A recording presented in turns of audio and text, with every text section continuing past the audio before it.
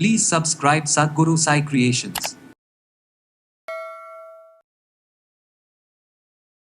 நம்ம உடல்ல கொழுப்பு அதிகமா இருந்தா தான் வருதா, இல்லை எனக்கு ரொம்ப கொலஸ்ட்ரால் அதிகமாகிடுச்சு அப்படின்றதுனால வருதா? இதில் பெரும்பாலும் நம்மில் நிறைய பேர் பயப்படுற விஷயம் என்ன தெரியுங்களா? ஐயோ, இந்த கொழுப்பு கட்டி எனக்கு கேன்சராக மாறிடுமா? இந்த தொடைப்பகுதியெலாம் பார்த்தோம்னா விசிபிளாக தெரியாது, பார்த்த உடனே கட்டி மாதிரிலாம் தெரியாது. கை வச்சு நம்ம சின்னதாக இருந்துச்சு, இவ்வளோ சைஸ் இப்போ பெருசாகிடுச்சு, முதுகுலலாம் எனக்கு ரொம்ப பெருசாகிடுச்சு. ஸோ இது மூணும் ஒன்றா சேர்த்து நம்ம செக் பண்ணிக்கிட்டே வரும்பொழுது கொஞ்சம் கொஞ்சமாக அந்த லைப்போமா, முதல்ல அதிகமான கொழுப்புச்சத்து இருக்கக்கூடிய உணவுகள், ஃப்ரோசன் டயட், அதுவும் ரெட் மீட் நிறைய சாப்பிட்றீங்கன்னா ஜூஸஸ் எல்லாமே ஒரு நாளைக்கு ஒன்று காலையில் எம்டி ஸ்டொமக்கில் குடிச்சிக்கிட்டே வாங்களேன். உடல் சுத்தமாக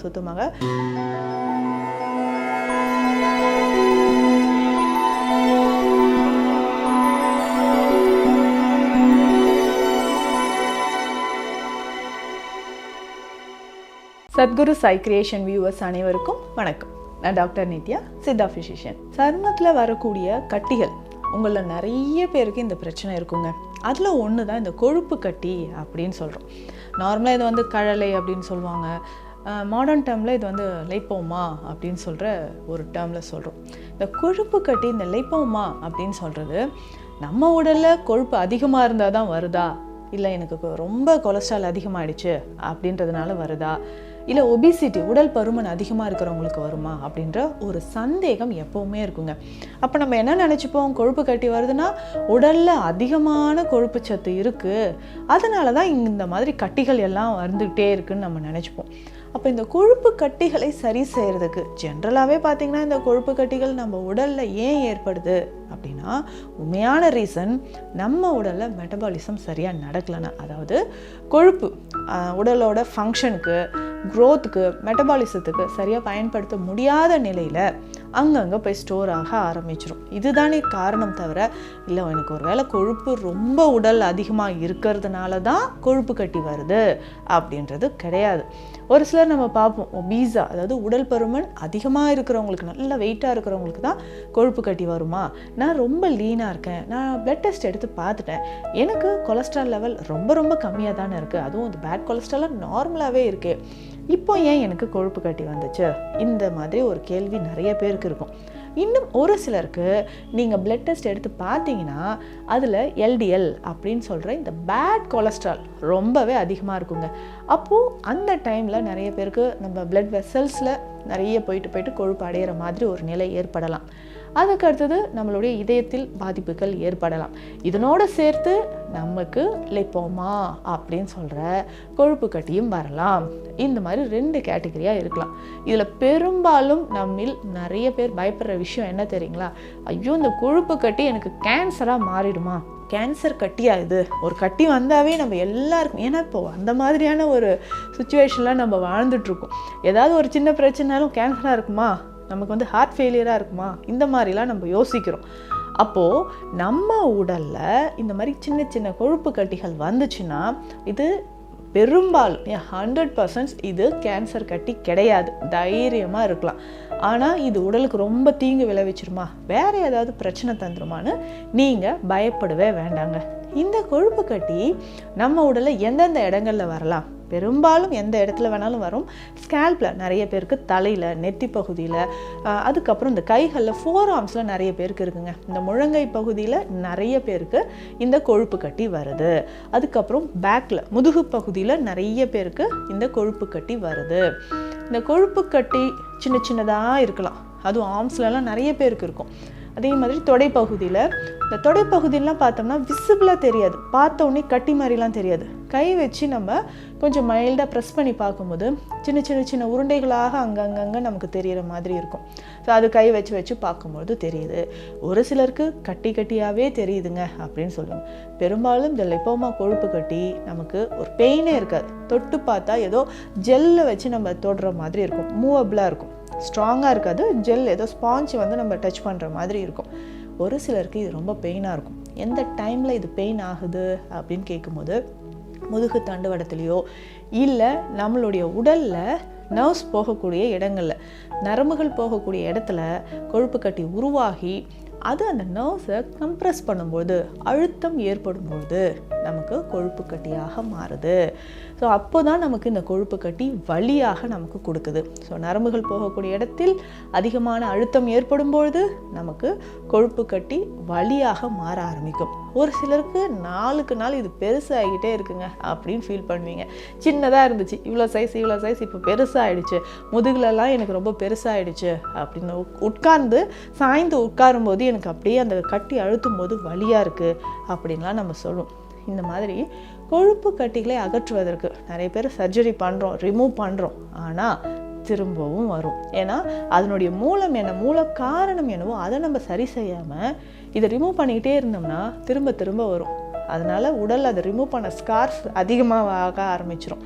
ஸோ இதற்கான முழுவதுமான ஒரு தீர்வு என்ன? கொழுப்பு கட்டிகளை குணமாக்க முடியுமா? ஃபஸ்ட்டு நீங்கள் ஒரு ட்ரீட்மெண்ட்டோ இல்லை மெடிசனோ எடுக்கிறீங்கன்னா அது கொஞ்ச நாள் ஆகுங்க. கொஞ்ச நாள் கழித்து தான் அந்த கொழுப்பு கட்டி கம்ப்ளீட்டாக நமக்கு மறைய ஆரம்பிக்கும். ஸோ முதல்ல உங்களுடைய தைராய்டு லெவலையும் கண்டிப்பாக கொலஸ்ட்ரால் லெவலும் செக் பண்ணிக்கோங்க. பாடி வெயிட் நீங்கள் எவ்வளோ இருக்கீங்க இதையும் செக் பண்ணிக்கோங்க. ஸோ இது மூணும் ஒன்றா சேர்த்து நம்ம செக் பண்ணிக்கிட்டே வரும்பொழுது கொஞ்சம் கொஞ்சமாக அந்த லைப்போமா, கொழுப்பு கட்டி இது நமக்கு மறைய ஆரம்பிக்கும். சரிங்களா? இது மூணுத்தையும் நம்ம செக் பண்ணிவிட்டு நம்ம ஃபுட்டில் எதெல்லாம் அதிகமாக சேர்த்து சாப்பிடணும், எதெல்லாம் சாப்பிடவே கூடாது அப்படின்ற விஷயத்தை ஃபாலோ பண்ணிடணும். முதல்ல அதிகமான கொழுப்புச்சத்து இருக்கக்கூடிய உணவுகள், ஃப்ரோசன் டயட், அதுவும் ரெட் மீட் நிறைய சாப்பிட்றீங்கன்னா அதை ஃபஸ்ட்டு குறைச்சிக்கோங்க. ஏன்னா இதுதான் நமக்கு சீக்கிரம் டைஜஷன் ஆகாமல் அங்கங்கே பிளட்டில் வந்து இந்த கொழுப்பு சேர்ந்து நமக்கு கட்டிகளாக வரும். கண்டிப்பாக ரெட் மீட்டை தவிர்த்துக்கோங்க. இல்லை நார்மலாக சீ ஃபுட் சாப்பிட்றீங்க அப்படின்னா ஓகே. அதுவும் ஆயிலி ஃபுட், ரொம்ப ஆயில் கண்டென்ட் இருக்கிற மாதிரி கொழுப்பு சத்துக்கள் நிறைந்திருக்கிற உணவுகளையும் தவிர்த்துருங்க. இதுலேயும் முக்கியமாக நம்ம அவாய்ட் பண்ண வேண்டிய ஒரு விஷயம் அதிகமாக ஸ்வீட்ஸ். ஸோ ஸ்வீட்ஸ் நிறைய சாப்பிட்றோம் அப்படின்னாலோ இல்லை சால்ட், அதிகமான உப்பு சுவை இருக்கக்கூடிய உணவுகள், ஜங்க் ஃபுட்ஸ், ஃபாஸ்ட் ஃபுட்ஸ்லாம் நிறைய சாப்பிட்றது கண்டிப்பாக நமக்கு இந்த கெட்ட கொழுப்பாக மாறுவதற்கோ இல்லை லிப்போமா மாதிரி கொழுப்பு கட்டிகள் வர்றதுக்கோ வாய்ப்பு இருக்குது. தினந்தோறும் காலையில் இதெல்லாம் நம்ம ஃபாலோ பண்ணால் கொழுப்பு கட்டி ஈஸியாக கரையும் அப்படின்னு சொன்னால் இந்த வெஜிடபிள்ஸ் இருக்குது பார்த்தீங்களா, டெய்லி ஒரு ஜூஸ் குடிச்சிக்கோங்க. ஒரு நாள் பீட்ரூட் ஜூஸ், எந்த ஜூஸ் குடித்தாலும் கொஞ்சம் மஞ்சள் பொடி அதில் சேர்த்துக்கோங்க. கொழுப்பு கட்டி ரொம்ப ஈஸியாக கரைய ஆரம்பிக்கும். ஸோ ஃபர்ஸ்ட் டே பார்த்தீங்கன்னா பீட்ரூட் ஜூஸ் ஒரு நாள் குடிக்கலாம். அடுத்தது வெள்ளை பூசணி ஒரு ஜூஸ் ஒரு நாள், சுரக்காய் ஜூஸ், அதுக்கு அடுத்தது அந்த வாழைத்தண்டு, நூக்கோல், சவ் இது எல்லாமே ஒரு நாள் ஜூஸ் மாதிரி கண்டிப்பாக மஞ்சள் பொடி சேர்த்து. ஏன்னா நீங்களே ஒரு லிஸ்ட் மாதிரி போட்டுக்கோங்க, டைம் டேபிள் செட் பண்ணிக்கோங்க. ஸோ ஒரு நாள் வந்து மண்டேவா, ஓகேங்க இன்றைக்கி வந்து பீட்ரூட் ஜூஸ் நம்ம வந்து மஞ்சள் சேர்த்து குடிக்கணும். ஆனால் எதுலேயுமே நம்ம ஸ்வீட் சேர்க்கக்கூடாது. வேணுன்னா கொஞ்சம் லெமன் ஜூஸ் ஆட் பண்ணிக்கலாம். சரிங்களா? பீட்ரூட் ஜூஸ் ஒரு நாள் குடிங்க. சவ் ஜூஸ் நல்ல ரிசல்ட் உங்களுக்கு கொடுக்கும். அதே மாதிரி தான் வாழைத்தண்டு, அடுத்தது வெள்ளை பூசணிக்காய் இருக்குது இல்லைங்களா, இந்த ஜூஸ் ஒரு நாள். அடுத்தது அருகம்புல் ஜூஸ் இருக்குது பார்த்தீங்களா, இது ஒரு நாள் குடிங்க. நல்ல ரிசல்ட். அருகம்புல் ஜூஸ் வாரத்துக்கு 2 நாள் கூட நம்ம குடிக்கலாங்க. அவ்வளோ எக்ஸலண்ட்டான ஒரு ரிசல்ட் நமக்கு கிடைக்கும். அடுத்தது ஆவாரம் பூ உங்களுக்கு கிடைச்சதுன்னா அது ஒரு நாளைக்கு கொடுத்துக்கோங்க.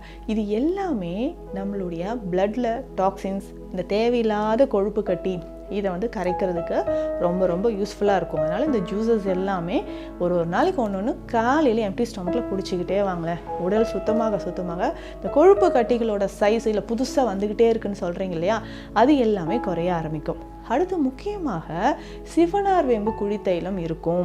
அதை வாங்கி நம்ம எக்ஸ்டர்னலாக அப்ளை பண்ணிக்கிட்டே வரலாம். அப்ளை பண்ணிவிட்டு மறக்காமல் உப்பு ஒற்றடம் கொடுங்க. இந்த சிவனார் வேம்பு குழித்தைலம் இல்லைன்னா கொடிவேலி தைலம்னு ஒன்று கிடைக்குங்க. 2ல் ஏதாவது ஒன்று வாங்கிக்கோங்க. எங்கெல்லாம் நமக்கு வந்து லிப்போமா கொழுப்பு கட்டி இருக்கோ அந்த இடத்துலலாம் இதை அப்ளை பண்ணிவிட்டு உப்பு ஒற்றடம் கொடுக்க மறக்காதீங்க. உப்பு ஒற்றடம் எப்படின்னா கல்லுப்பு, நல்ல ஒரு வெள்ளை கலர் அந்த காட்டன் கிளாத்தில் கல்லுப்பு வச்சுட்டு ஒரு இரும்பு பாத்திரத்தில் எண்ணெய் விட்டு, நல்லெண்ணெய் விட்டு அதில் சூடாக இருக்கும்போதே இந்த முடிச்ச லைட்டாக தொட்டு கல் உப்பு ஒட்டடம் அந்த கட்டிகள் மேலே பொறுக்கக்கூடிய சூட்டில் நீங்கள் வச்சுக்கிட்டே வாங்கலேன். கொஞ்சம் கொஞ்சமாக நமக்கு அந்த கட்டிகள் கரைய ஆரம்பிக்கும். ஏன்னா இது ஃபுல்லாகவே வந்து பார்த்திங்கன்னா கொழுப்பு, அடிப்போஸ் டிஷ்யூஸ் எல்லாமே சேர்ந்தது தான். ஸோ இதை வந்து நீங்கள் அடிக்கடி அழுத்தி அதுவே பெயின் வர மாதிரி பண்ணிடாதீங்க. அது நம்ம லைட்டாக இந்த மாதிரி ஒட்டடம் டெய்லி கொடுத்துட்டே வரணும். எக்ஸ்டர்னலாக வேறு ஏதாவது அப்ளை பண்ணலாமா அப்படின்னா மஞ்சள். ஸோ மஞ்சள் தாராளமாக அந்த கட்டிகள் மேலே நம்ம போடலாம். இதில் வந்து வேக்ஸ் நமக்கு கிடைக்கும். இந்த ஹனி வேக்ஸ் அப்படின்னு சொல்லுவோம். தேன் மெழுகு, இந்த தேன் மெழுகு இருக்குது இல்லைங்களா, இதை கொஞ்சமாக எடுத்துகிட்டு இதில் கொஞ்சம் தேங்காய் எண்ணெய் விட்டணும். தேங்காய் எண்ணெய் விட்டு மஞ்சள் பொடி ஒரு 1/2 டீஸ்பூன், உங்களுக்கு நம்ம தோராயமாக போடுறது தான். ஸோ மஞ்சள் பொடி கொஞ்சம் போடணும். படிகார பொடி இருக்குது பார்த்தீங்களா? ஸோ படிகார பொடி வந்து ஒரு 2 கிராம் மட்டும்தாங்க எடுக்கணும், அதிகமாக வேண்டாம். 2 கிராம் அது வந்து படிகார பொடி இதனோட சேர்த்துணும். மஞ்சள், படிகார பொடி இது ரெண்டும் சேர்த்து அந்த தேன் மெழுகு, தேங்காய் எண்ணெய். ஸோ இதுமாதிரி தேன் மெழுகு எவ்வளோ எடுக்கிறோன்னா ஒரு 20 கிராம்ஸ் எடுத்துக்கோங்க. 20 கிராம்ஸ் தேன் மெழுகு எடுத்துக்கணும். அதே மாதிரி 20 ml 20 ml தேங்காய் எண்ணெய் எடுத்துக்கணும். எடுத்துகிட்டு இதில் மஞ்சள் பொடி நம்ம எவ்வளோ சேர்க்கணும்னா 50 கிராம் சேர்க்கணும். மஞ்சள் பொடி 2 கிராம் படிகார பொடி இது சேர்த்து நல்லா மிக்ஸ் பண்ணிவிட்டு ஹீட் பண்ணணும். ஹீட் பண்ணி நல்லா மிக்ஸ் பண்ணிவிட்டு ஒரு கண்டெய்னரில் வச்சுட்டிங்கன்னா இது திக்காக பேஸ்ட் மாதிரி நமக்கு கிடைச்சிரும். ஸோ இதை எடுத்து நம்ம கட்டிகள் இருக்கக்கூடிய இடத்துல டெய்லி நைட்டு தூங்கும்போது எப்போல்லாம் ஃப்ரீயாக இருக்கீங்களோ அப்ளை பண்ணிக்கிட்டே வாங்க. கொஞ்சம் கொஞ்சமாக கொழுப்பு கட்டி நமக்கு கரைய ஆரம்பிக்கும். முக்கியமாக ஃபுட்டு ரொம்ப ரொம்ப இம்பார்ட்டண்ட்டுங்க. ஸோ உணவில் அதிகமான இந்த எண்ணெய் சத்துக்கள் இருக்கிறதோ, கொழுப்பு சத்து இருக்கிறதோ, இந்த மாதிரி உணவுகள்லாம் அவாய்ட் பண்ணிக்கோங்க. 3 மாதத்துக்கு ஒரு முறையாவது நம்மளுடைய கொலஸ்ட்ரால் லெவல் எவ்வளோ இருக்குன்னு செக் பண்ணிக்கணும். ஸோ கட்டாயம் எல்லாரும் தெரிஞ்சிக்க வேண்டியது என்னென்னா, கொழுப்பு கட்டி இருந்தால் அது உயிருக்கு பெரிய ஆபத்து தராது, அது கேன்சர் கட்டியாகவும் மாறாது. ஸோ இதில் நம்ம சொல்லியிருக்கக்கூடிய இந்த மருத்துவ குறிப்புகளை ஃபாலோ பண்ணுங்கள். கொஞ்சம் கொஞ்சமாக நமக்கு இந்த கொழுப்பு கட்டி மறைய ஆரம்பிக்கும். மீண்டும் அடுத்த பதிவில் சந்திக்கலாம். நன்றி.